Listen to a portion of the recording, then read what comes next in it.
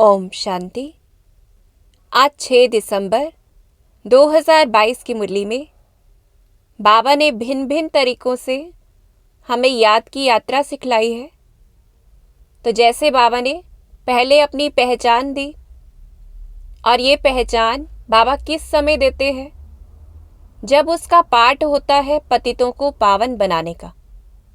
तो संगम पर आकर रचता की नॉलेज यानी खुद की नॉलेज, फिर रचना की नॉलेज और राजयोग की नॉलेज, मनुष्य से देवता बनने की नॉलेज, ये सभी नॉलेज बाबा देते हैं जो कोई भी नहीं दे सकते हैं। फिर बाप का ही नाम क्या है जो सदा शिव है, कि शरीर के आधार पर नाम नहीं पड़ता है बाबा का, और उनको शरीर नहीं है। तो ऐसे हम बाबा को याद करें। और बाबा कैसा है? जिसका चित्र नहीं निकल सकता है, यानी कभी फोटो नहीं खींच सकते हैं, क्योंकि वो गुप्त है। और जैसे दूसरी आत्मा शरीर में प्रवेश करती है, ऐसे ही बाबा भी आते हैं ब्रह्मा के तन में, लेकिन उसका आना न्यारा है। और बाबा बिल्कुल ही नया है। किस प्रकार से नया है? कि वो हजारों सूर्यों से तेजोमय नहीं है, लेकिन बाप कैसा है? जो बिंदु स्वरूप है। फिर बाप ही है जो पतित पावन है। पतित दुनिया में आता है। किसके लिए आता है? हमारे लिए आता है। पावन दुनिया स्थापन करता है, नई दुनिया का वर्षा देता है। और ये काम कोई और नहीं कर सकता है, क्योंकि माँ बाप ही बच्चों के लिए कीचड़ में घुसते हैं। तो ऐसे ही बाबा भी आते हैं। फिर वही सतगुरु है जो हमें सोजरे में ले जाते हैं। और अगर बाप को जान जाए तो रचना को भी जान जाए। तो क्या रचते हैं बाबा, ये भी हम जानेंगे। फिर बाबा ने हमारे लिए और क्या कहा? ऐसे हम बाबा को याद करें कि आत्माओं से ही बात करते हैं और हम आत्माएं ही सुनती हैं। एक शरीर छोड़कर दूसरा लेते हैं हम आत्माएं। शरीर का नाम रूप बदलता रहता है, लेकिन वो आत्मा एक ही रहती है। तो हम आत्माएं कैसे अलग अलग शरीर लेते हैं? फिर संस्कार भी हम आत्माओं में ही है, जिस आधार पर पुण्य आत्मा या पाप आत्मा बनती है। फिर जो गाया जाता है आपे ही पूज्य आपे ही पुजारी, ये भी हम आत्माएं ही बनती है। कि पहले पूज्य होती है आधा कल्प देवता स्वरूप में, फिर आधा कल्प पुजारी बन जाती है, 84 जन्म लेती है। तो इस प्रकार से हम खुद को देखें। फिर बाबा ने कहा कि धंधा आदि भले करें, लेकिन पावन जरूर बनना है, क्योंकि इसी में कमाई है। इसी से विश्व के मालिक बनेंगे, मुक्ति जीवन मुक्ति को प्राप्त कर सकते हैं। तो इस प्रकार से बाबा हम आत्माओं को प्रेरित कर रहे हैं। और ये पवित्रता का राज हमें समझना भी है, समझाना भी है कि बाप पतित पावन है और उनके द्वारा ही हम पावन बनती हैं। फिर जैसे बाबा ने कहा कि दोनों झाड़ है, कि एक है निराकारी और एक है साकारी झाड़।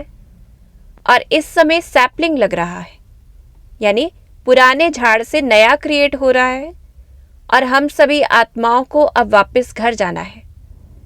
जैसे साकारी झाड़ में सूर्यवंशी, चंद्रवंशी, वैश्यवंशी, शूद्रवंशी, ये सभी कौन बनता है? हम आत्माएं ही बनती है। तो इस प्रकार से खुद को देखना है। और अब वापस जाने का समय है। बाबा कहते मैं आया हुआ हूँ। तो ऐसे याद करना है बाबा को। और फिर बाबा ने मेरे लिए क्या रचा है? क्योंकि वो बाप है ना, तो सब कुछ करता जो है वो हम बच्चों के लिए ही करता है। तो ऐसे हम याद करें। सबसे पहली रचना बाबा की क्या है? हम ब्राह्मण हैं। हम आत्माएं तो अनादि है, लेकिन हम ब्राह्मणों को बाबा रचते हैं। संगम युग पर ही ब्रह्मा में प्रवेश कर, कि ब्रह्मा बाबा को एडॉप्ट नहीं करते हैं, उनमें प्रवेश होते हैं।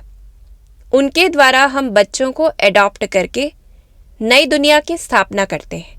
तो सबसे पहले ब्राह्मणों को क्रिएट करते हैं, फिर हमारे लिए ही नई दुनिया बनाते हैं। कि बाबा कहते बेहद का बाप आया है, किस लिए? नई दुनिया का वर्षा या सुख देने के लिए। कि यही भारत जो स्वर्ग नई दुनिया थी, अब पुरानी हो गई है। तो जब पुराना हो जाता है तो माँ बाप क्या करते हैं? नया बनाते हैं बच्चों के लिए। तो ऐसे ही बाबा कहते हैं स्वर्ग बनेगा, दुख खत्म हो जाएगा। ये दुख धाम पुरानी दुनिया कलयुग विनाश हो जाएगी। फिर क्या आएगा? सुखधाम, सतयुग, जो कि नया राज्य है, जहां एक धर्म है, थोड़े मनुष्य हैं। तो बाप आकर पुरानी दुनिया को नया बनाते हैं, जिसके लिए अब हमें पुरुषार्थ करना है।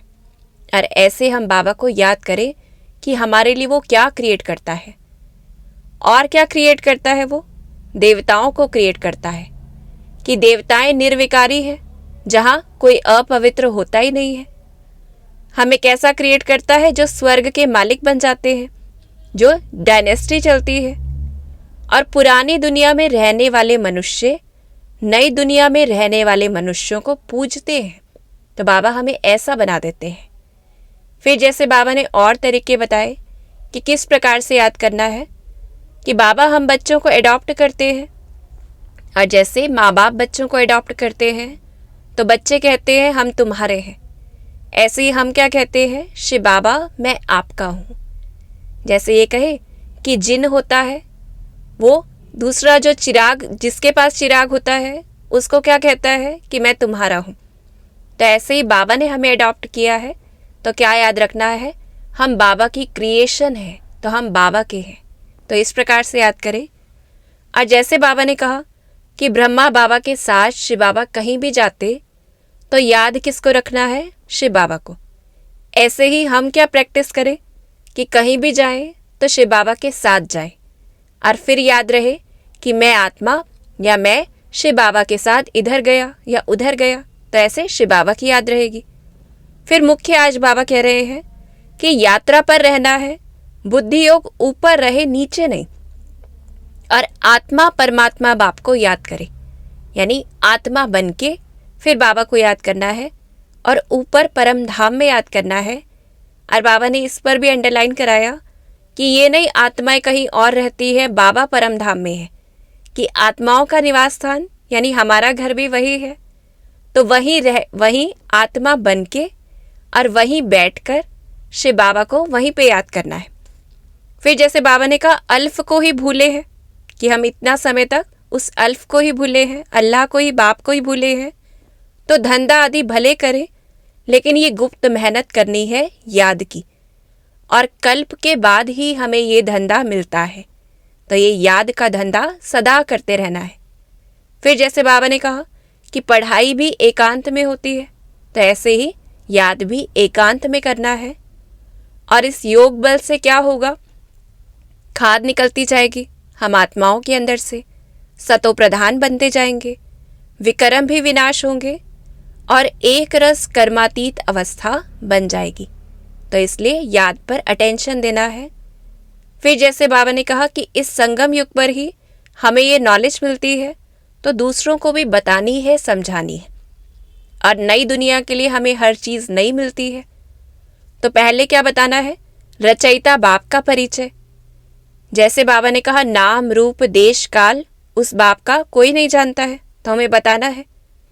फिर सिर्फ भगवान उवाच नहीं, निराकार भगवान उवाच या गॉड फादर कहना है, क्योंकि भगवान तो बहुत हो गए हैं, और वो बात भी किससे करता है? निराकार बच्चों से।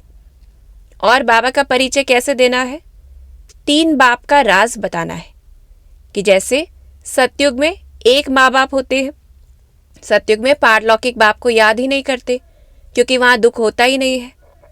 फिर देखें कि सतयुग त्रेता तो एक ही रहे, लौकिक बाप रहे। फिर जैसे द्वापर में आते हैं तो पारलौकिक को भी याद करते हैं, लौकिक बाप के होते हुए भी, क्योंकि उस समय दुख होता है, आत्मा दुख महसूस करती है। और तीसरा जो है अलौकिक बाप, वो हमें कब मिलता है? संगम युग पर, जिसे प्रजापिता ब्रह्मा कहते हैं, जिनके द्वारा ही ब्राह्मणों को रचते हैं बाबा और पढ़ाते हैं, जिनको एडॉप्ट नहीं करते, प्रवेश करते हैं। और हम बीकेस शिव बाबा यानी जो दादा है उनसे वर्षा लेते हैं। तो ऐसे 3 बाप का राज समझाना है। फिर दुनिया का परिचय देना है कि यही भारत स्वर्ग था, सतयुग था, और इसकी आयु कोई लाखों वर्ष नहीं है, क्योंकि फिर तो जनसंख्या बहुत ज़्यादा हो जाए। तो हम एक दिन की जनसंख्या के हिसाब से ऐसे निकाल सकते हैं फिर कितनी जनसंख्या होनी चाहिए। फिर बाबा ने कहा दुनिया के बारे में और क्या बताना है, कि ये पुरानी दुनिया कब तक चलेगी, क्योंकि गायन है, महाभारत लड़ाई हुई, यादवों कौरवों की लड़ाई हुई। तो इस प्रकार से बाबा कह रहे हैं पांडवों और कौरवों की दिखाते हैं, असुरों और देवताओं की दिखाते हैं।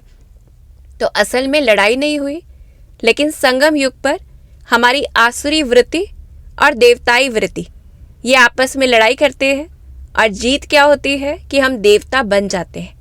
तो इस प्रकार से बताना है कि जब ये गायन है लड़ाई का, तो कहीं ना कहीं वो पुरानी दुनिया खत्म तो हुई है। फिर जैसे बाबा ने कहा दुख कौन देते हैं, इस पर बताना है, जो कल भी बाबा ने बताया था कि जब याद किसको कर रहे हैं, बाप को करते हैं। और जैसे आज बाबा ने कहा कि रावण को जलाया जाता है, तो इससे समझने की बात है कि वो दुश्मन है, और वो दुश्मन सबका है, भारत का भी, आत्माओं का भी, तो शरीर का भी, क्योंकि वो सभी को पतित बनाता है। और रावण का अर्थ ही क्या है, जो बाबा ने कहा माया, और माया का अर्थ क्या है, 5 विकार। माया धन की बात नहीं है। तो इस प्रकार से बाबा कह रहे हैं जब याद उस बाप को करते हैं तो वही है जो सुख देने वाला है। और ऐसा नहीं है कोई रावण में आत्मा है, रावण हमारे ही अंदर है जो 5 विकार हैं, जिसका पुतला जलाया जाता है। फिर लोगों को ये भी नहीं पता कि रावण कब से आता है, तो ये भी बताना है कि सतयुग में ये दुख देने वाली चीज़ें होती नहीं है, रावण होता नहीं है। फिर बाबा हमें प्रेरित कर रहे हैं दूसरों को समझाने के लिए। जैसे बाबा कहते बुद्धि में ज्ञान का सिमरन रहे, कि हमारी बुद्धि में ज्ञान सिमरन करेगा तो हम दूसरों को भी बताएंगे, मित्र संबंधियों को भी बताना है। और जैसे कल्प कल्प बाबा समझाते हैं, ऐसे ही हम भी दुनिया वालों को कल्प कल्प समझाते हैं। कोई नई बात नहीं है। तो अपने को ये पक्का कराना है कि हमने कल्प कल्प ऐसा किया है। फिर बाबा कहते जैसे तुमने समझा है ऐसे ही दूसरों को बताओ और समझाओ। और ये बहुत सहज है। सिर्फ क्या समझाना है, ए और बी, यानी अल्फ और बे, शिव बाबा का परिचय और उससे मिलने वाली बादशाही का परिचय। फिर बाबा और कहते कि बाप तो सारी दुनिया को बैठ नहीं समझाएंगे, बच्चों को ही समझाना है युक्ति से, क्योंकि बाबा समझाएंगे तो वर्षा भी फिर बाबा को ही मिलेगा।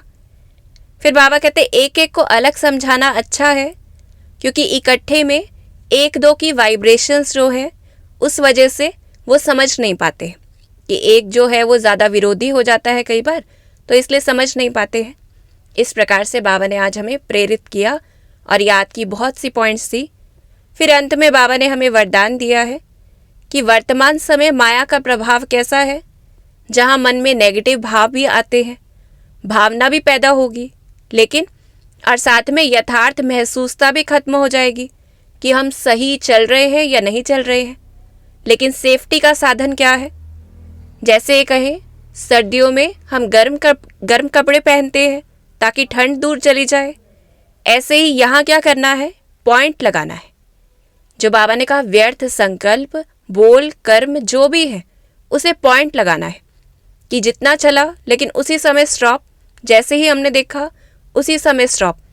और फिर स्टॉप मतलब ये भी कि आगे नहीं करना, और स्टॉप मतलब ये भी कि अब ये नहीं सोचना कि हमने इतना समय ऐसे व्यर्थ किया, क्योंकि वो भी समय व्यर्थ जाएगा। तो इस प्रकार से बाबा कह रहे हैं फिर नंबर 1 विजयी बन जाएंगे। तो क्या करना है, परख शक्ति चाहिए, माया के स्वरूप को पहचानना है, सीजन को पहचानना है कि ये समय कैसा है जहाँ घोर कलयुग है। फिर सीजन और कैसा है, ऐसा समय जहाँ हमारे लिए चढ़ती कला का समय है। तो सीजन को देखते हुए हर चीज़ में क्या लगाना है, पॉइंट लगाना है। तो ऐसे हम खुद को सेव कर सकेंगे। और स्वमान दिया है बाबा ने, मैं आत्मा संगम पर सेवा का श्रेष्ठ भाग्य प्राप्त करने वाली पद्मा पदम भाग्यवान आत्मा हूँ। मैं आत्मा संगम पर सेवा का श्रेष्ठ भाग्य प्राप्त करने वाली पद्मा पदम भाग्यवान आत्मा हूँ। तो कहीं ना कहीं हमें खुद को सेवा में बिजी रखना है, चाहे मनसा से, वाचा से, कर्मणा से। तो बाबा ने बहुत सी युक्तियाँ आज हमें याद की बताई है, उस पर अटेंशन देते हुए हर चीज़ में पॉइंट लगाना है, बिंदु लगाना है। ओम शांति।